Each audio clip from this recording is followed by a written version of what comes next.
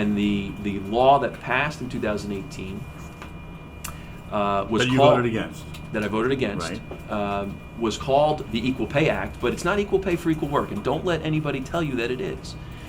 It's equal pay for something they call substantially similar work. Substantially similar is not defined in the statute. It's a vague standard that even the New Jersey Law Journal editorialized and say this is a boon and a giveaway for plaintiffs' lawyers because it's going to lead to more litigation and do nothing to guarantee equal pay for equal work, because that's not what it is. And so, I'm a small business owner. I actually meet payroll. What do you do for? What is your? I'm an business? attorney. Oh, okay. And my office is over in Route 10. Gotcha. So I meet payroll and I live equal pay for equal work. I've got a Harvard-trained wife who would wring my neck if I didn't support equal pay for equal work. I got 5 daughters who you better believe I want treated equally in the workplace.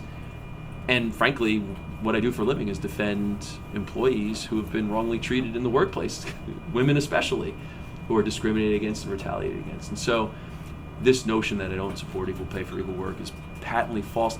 And the thing is, my opponents know it because it was vetted last year. They just find it to be politically useful, and so they're going to keep trotting it out there. But it's just not true. So you voted against it because of the no definition in the law and because it was, sorry, go ahead. Yeah, no. It was. There's no standard Okay, in the law. It tripled the damages against employers and tripled the statute of limitations. So that's 9 times the exposure for a standard that wasn't defined. That's going to hurt women in the workplace. It's going to hurt women business owners, but it's going to hurt every employee, because the more employers have to pay for settlements, for junk lawsuits, with this hammer hanging over their heads, the less they can pay their employees and the less they can give raises to their employees. And so our law in New Jersey was equal pay for equal work, the same position that Barack Obama had. And that was law appropriate. Still exists. No, it's been overridden I by this new law, which is unlike any other law in the country. Do you have evidence that there have been what you said, exorbitant charges against people who were found guilty? I have no verdicts that I can point to because the law went into effect. It was signed in March of 18. I don't know when it went into effect. Maybe July 1st of 18. So we're just going to start to see those lawsuits filed and work their way through the courts now. I can tell you, I've talked to women who've come to me in the interim and they have legitimate concerns. The hammer that they now have in their hands, it's so tilted in a way that I think is not good for the public. What, you're saying women have come to you wanting you to sue under the new law? With concerns about not receiving equal pay for equal work, and clearly I represent clients and will employ the law as it is on the books. You would sue under the new law Sure. for your clients? Yeah, absolutely, because that's the law. I don't think that was good public policy because we had equal pay for equal work, and this is not that. So I think it's important, and again, we provided you the editorial from the New Jersey Law Journal and the background. Remember, this bill was voted on in 2016 when Governor Christie was governor, and I think fully 20 members of the Assembly didn't support it then.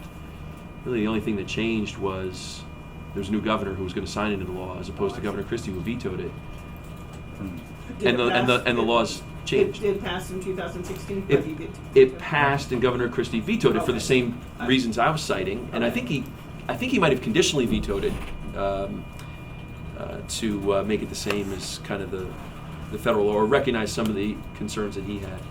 The point is that this is, the opposition to this bill has been kind of mainstream Republican position in the state until Phil Murphy became governor, and some of my colleagues were afraid it would be signed into law. And then they changed their votes. I didn't, because, and I think you've seen this, I've served the community for 12 years now. I'm an independent legislator who does what he thinks is right. And if that means bucking my governor when Governor Christie was governor, I'll do that. If it means taking a tough vote and standing in a minority, I'll do that. Because I'm not there to win popularity contests. I'm there to exercise my judgment and represent my constituents as an independent voice. this was an example of that, but there's been other examples like voting against the tax incentive plans, the EDA boondoggles that we're seeing explode all over now. I took on my governor and voted no and criticized the Wait, Christie- which governor? Chris Christie. Oh, you did. Okay. Yeah, I mean, Governor Christie made this a hallmark of his economic development plan, and for as many things that I Right, agreed with right. the governor on, there were some things I didn't agree with him on, and this was one of them, where I publicly took on his EDA officials and said, where's the accountability? And why are we benefiting Fortune 500 corporations at the expense of Main Street businesses who don't have the lobbyists or the lawyers to write laws for them to get these special tax breaks? And so I guess the point is that on issues like more debt or corporate tax giveaways, I've taken tough votes, and I'll continue to do that. And sometimes it's the right thing to do. And so when sometimes opponents will point out minority positions, I think it actually is a mark of distinction for me, not one that I shrink from. As long as it's discussed fairly and it's not, it's totally misrepresented by the other side. Do you hear from constituents about those votes? Or? Yeah, I do, because they see advertising about it and they say, you don't believe in equal pay for equal work? I said, it's absolutely false. And here's the position. And every time I explain, I say, oh, okay, we understand that now. But it takes, people to listen. And of course, politics these days is distilled to what you can put on a mailer and a 15-second or 30-second ad, and they see that. And that's why, one of the reasons why I really was enthusiastic about doing our sit-down, because the press used to be that institution who could call balls or strikes on some things that public officials are saying, and too much lately. They've kind of abandoned that role. And here's a perfect example, and this isn't the only charge, but it's one of the main ones, where I feel like members of the media can evaluate it on its merits and say, hey, this is a false charge. This is clearly being misrepresented.